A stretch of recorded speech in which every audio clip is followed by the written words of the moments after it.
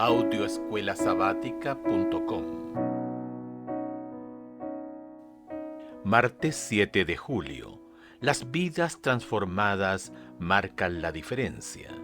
Entonces, viendo el denuedo de Pedro y de Juan, y sabiendo que eran hombres sin letras y del vulgo, se maravillaban, y les reconocían que habían estado con Jesús.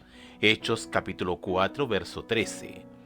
La iglesia del Nuevo Testamento explotó en crecimiento. Hubo 3000 bautizados en el día de Pentecostés. Hechos capítulo 2, verso 41. Miles más fueron añadidos a la iglesia unas semanas después. Hechos capítulo 4, verso 4. Pronto las autoridades reconocieron lo que estaba sucediendo. Estos creyentes del Nuevo Testamento habían estado con Cristo. Su vida había cambiado. Habían sido transformados por su gracia y no podían guardar silencio. Escucha Hechos capítulo 4, versículos 1 al 20. ¿Qué sucedió aquí? ¿Qué sucedió cuando las autoridades intentaron silenciar a Pedro y a Juan? ¿Cuál fue su respuesta? Hablando ellos al pueblo, vinieron sobre ellos los sacerdotes con el jefe de la guardia del templo y los saduceos, resentidos de que enseñasen al pueblo y anunciasen en Jesús la resurrección de entre los muertos. Y les echaron mano y los pusieron en la cárcel hasta el día siguiente, porque era ya tarde. Pero muchos de los que habían oído la palabra creyeron, y el número de los varones era como 5000. Aconteció al día siguiente que se reunieron en Jerusalén los gobernantes, los ancianos y los escribas, y el sumo sacerdote Anás y Caifás, y Juan y Alejandro, y todos los que eran de la familia de los sumos sacerdotes, y poniéndoles en medio, les preguntaron: ¿con qué potestad o con qué nombre habéis hecho vosotros esto?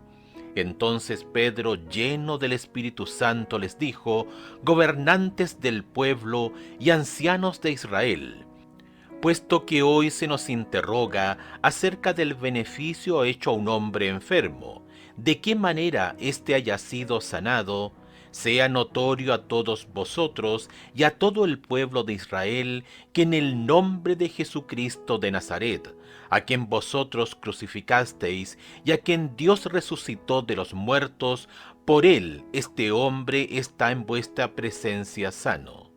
Este Jesús es la piedra reprobada por vosotros los edificadores, la cual ha venido a ser cabeza del ángulo. Y en ningún otro hay salvación, porque no hay otro nombre bajo el cielo, dado a los hombres, en que podamos ser salvos.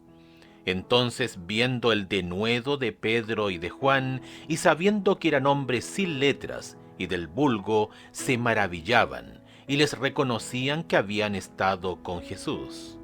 Y viendo el hombre que había sido sanado, que estaba en pie con ellos, no podían decir nada en contra.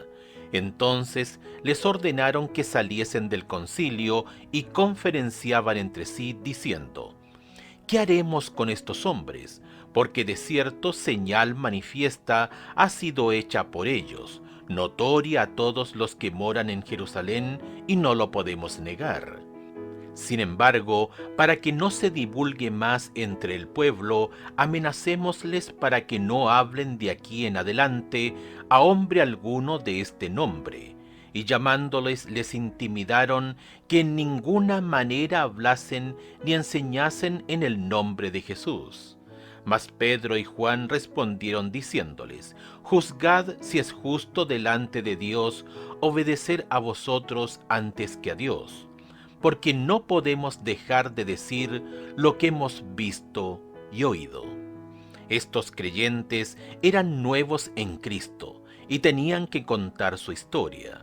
Pedro, un pescador gritón, fue transformado por la gracia de Dios. Santiago y Juan, los hijos del trueno, que tenían dificultades para controlar su temperamento, fueron transformados por la gracia de Dios. Tomás el escéptico fue transformado por la gracia de Dios.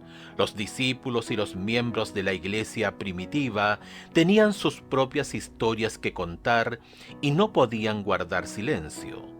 Observa esta poderosa declaración de Elena de White en el libro El Camino a Cristo. Tan pronto como uno va a Cristo, nace en el corazón un vivo deseo de hacer conocer a otros cuán precioso amigo ha encontrado en Jesús.